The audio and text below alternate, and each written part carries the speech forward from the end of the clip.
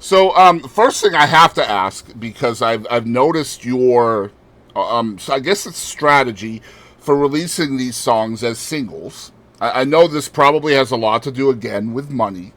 So I'm Yeah, yeah. curious if you plan on compiling these into an album or an EP at some point. Yes, I do. I'm actually I'm working on my first ever EP. I think it's probably going to be 5 to 6 songs. So quite a big one. Obviously, money wise, again, toying with the idea of doing a 3 song EP and then keeping 2 singles for after, so I'm not kind of drying up after putting Right. everything into one thing. Yep. But I do think after I release this single in October, I probably will extend, not have a break necessarily, but this year I've really pushed getting 3 singles out rather than just two. If you look at my Spotify, you'll see the years kind of developing more and more.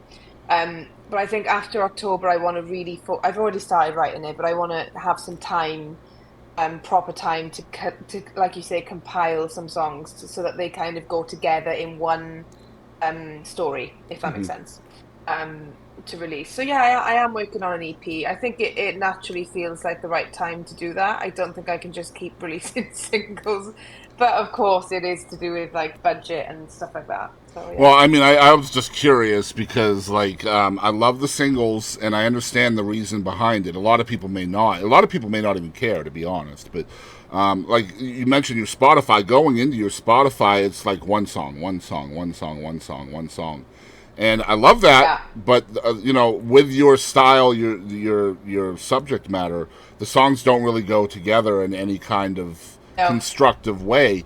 And writing an album or an EP, I feel like from the standpoint of a conceptual way, is much more difficult, right? Because like Yeah. if you go from one song to another and there's no kind of transitionary process there, you can lose your listener.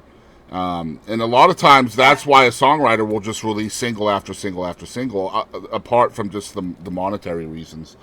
Okay, so let's bring this home. Looking back now, you've got all of this history, all of these experiences that you've lived, all of these influences that have inspired you throughout the years, whether they were familial to you or just popular artists. Do you wish there was something you could go back and change? As in the music. Anything. Anything. Anything that you feel could have helped Oh, you that's a better. really such an interesting question. I've never been asked that before.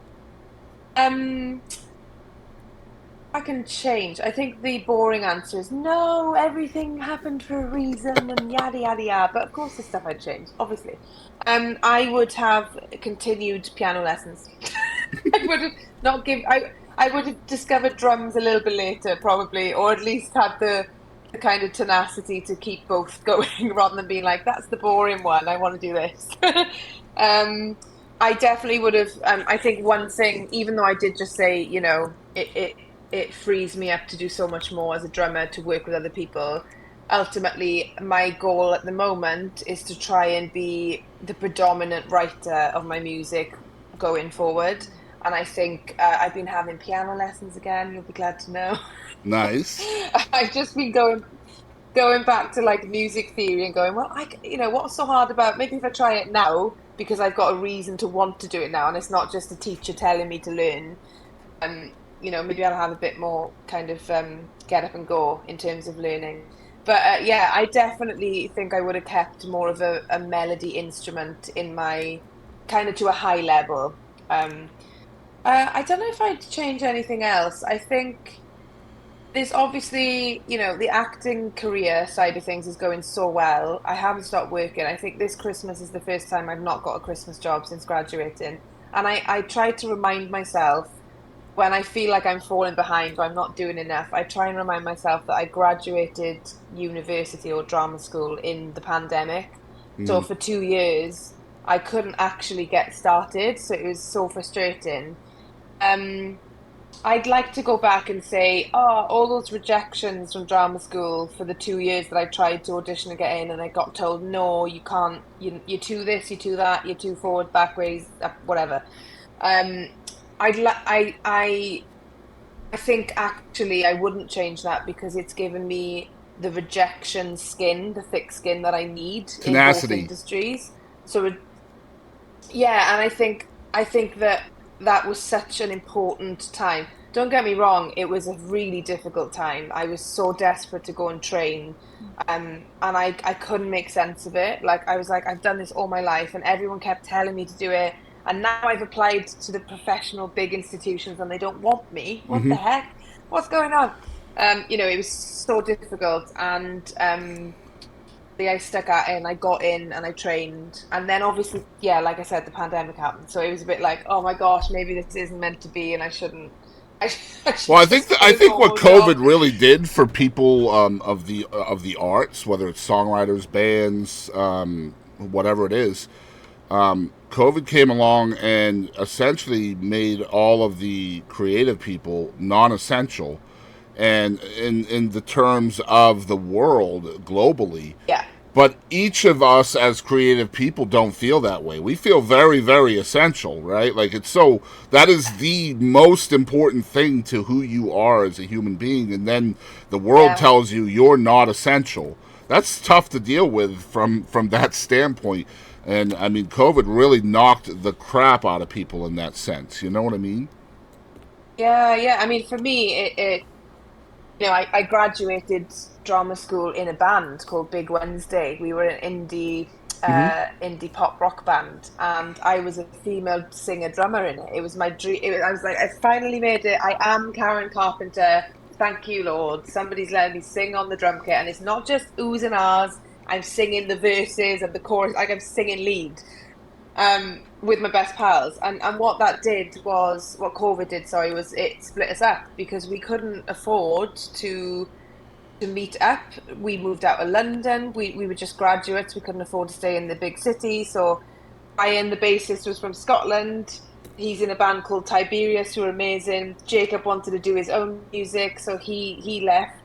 And then Harvey was living in Brighton, which is south. So, and then I'm Welsh. So we literally did this.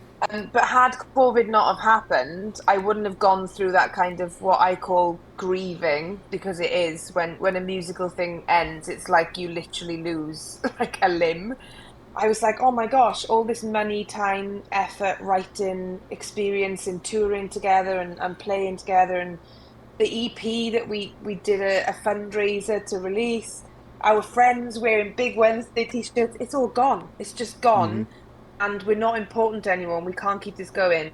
But had that not have happened, and had I not had time to sit back in Wales with my family and question why, I was doing any of this stuff, I wouldn't have released How Not to Start a Fight. That's right. I wouldn't have released my first ever single. I would not be sat here with you now. Like, everything happens for a reason. It's the boring answer, but it's so true. I was gonna say that's exactly what brought you here. So like it's like everything is so circular, right? Like it's just it's how it Yeah. is, man. Life is circular. People don't realize it until you really start to sit down and talk to somebody about themselves, how circular everything is, and I mean, who you started at the top of the circle brings it all the way back around to who you are now, and everything in between Yeah. that is how you shaped your being now, and that's just the cool thing about being human, right? Like you just never know where your Yeah. journey's going to take you, and you just sometimes you just have to roll with the punches, you know.